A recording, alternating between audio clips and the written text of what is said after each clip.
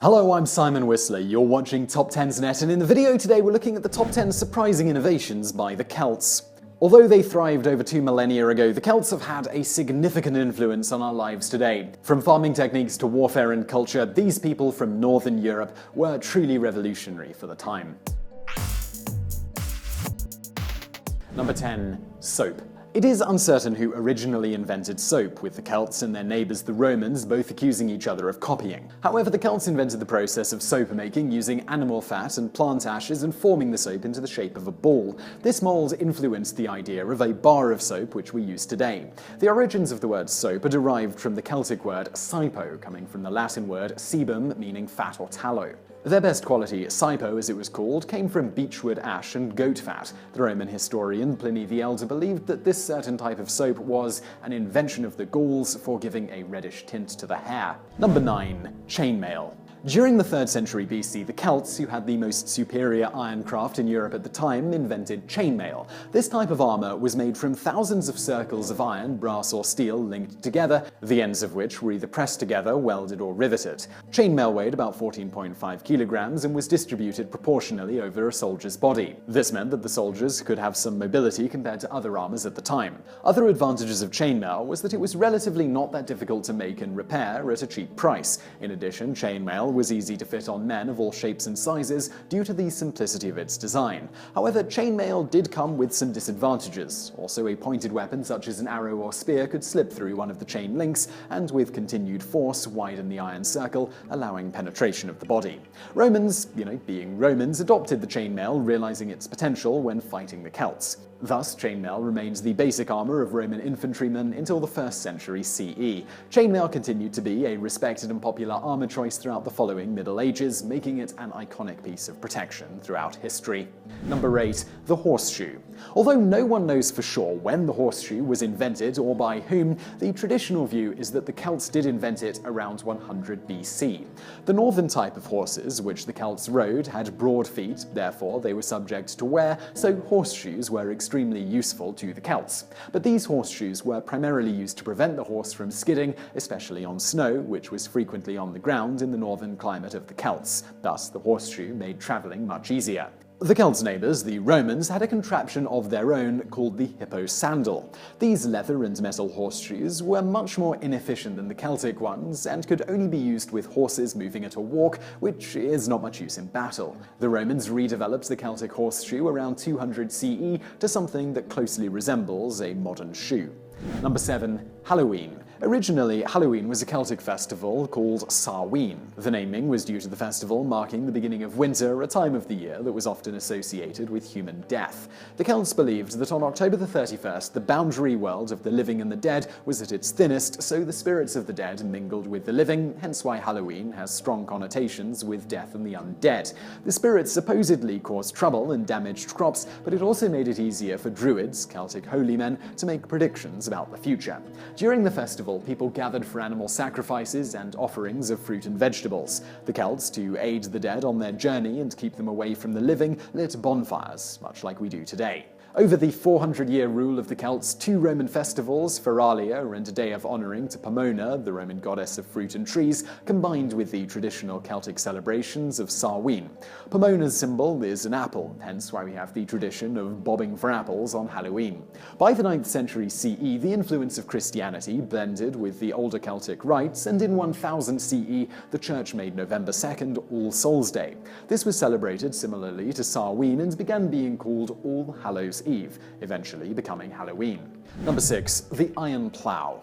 Before the Celtic plough, a plough known as an ard or scratch plough was used to clear rocky soil and make seed drills. However, they were inefficient at clearing land with other tools needed to pull up grass and undergrowth. By the 1st century BCE, Belgic tribes from the south of England had improved the art. This new plough had an iron ploughshare, which meant that it could move soil to one side. They were much more effective than previous models. However, they required a team of 8 oxen to be pulled due to their heavier weight. Consequently, they were hard to turn, and thus Celtic fields were famously long and narrow. The Romans are credited with introducing the coulter, a vertical cutting blade fixed in front of a ploughshare, to the Celts, though the earliest example of one was found at the Iron Age fort of Bigbury in Kent. Pliny himself, in fact, noted that the Celtic plough was superior to the Roman type, which it eventually replaced. Number 5. Druidism. The earliest written reference of Druidism dates back to around 2400 BC, but the origins were actually much earlier than this. Julius Caesar claimed it originated from Britain and spread throughout northern Europe. Druids were considered among the most important people within Celtic society and equal to Celtic noblemen. There were 3 types of holy men within the Celtic religious system. First, there's the bards. They knew the songs and stories of a tribe. Then there were the ovates. They were the healers and seers, someone who could supposedly see visions of the future. And then there were the druids. They were the philosophers, judges, and teachers. Druids were known to have taken charge of public and private sacrifices, as well as judging quarrels and deciding the punishments for them. These sacrifices, as Nicolas Cage witnessed in The Wicker Man, involved erecting huge wickerwork images filled with living men who were often innocent, and then they were burned. Becoming a druid was seen as a very attractive path for many in Celtic society, one for the power and second because they didn't have to go to war.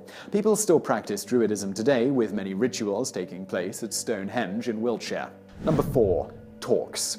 A torc is a metal ring placed around the neck, something that is normally worn permanently. These pieces of jewelry were usually made of bronze, silver, and gold. The Celts loved to show off with jewelry. The Greek philosopher Poseidonus described them as having traits of childish boastfulness and love of decoration. Unsurprisingly, he was a Stoic. In fact, jewelry such as the torc showed a person's status in society, and they also supposedly had supernatural powers for the Celts. These metal neckbands became symbols of strength, and Celts have been depicted wearing them during battles in paintings such as the Dying Gaul. This was probably not the best idea because they were large and notoriously heavy to wear.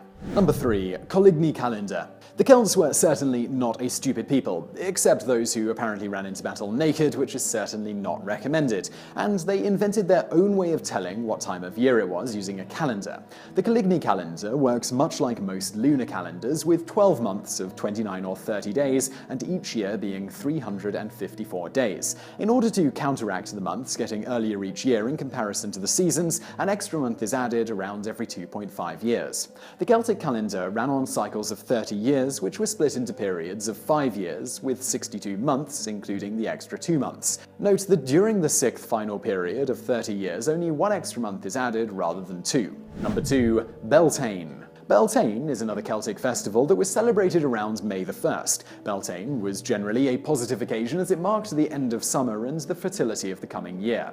On this day, events would include courting between young people who collected blossoms and lit fires in the evening in the hope of success. In fact, Beltane is believed to be a sexual festival with rituals implying sex and fertility. The name is a Celtic word meaning fires of Belanos, or fires of the bright ones. Hence, he was the Celtic god of the sun. This explains why fires were lit on the day, and cattle who were released from their winter quarters were driven between 2 fires while people leapt over them in a ritual cleansing ceremony.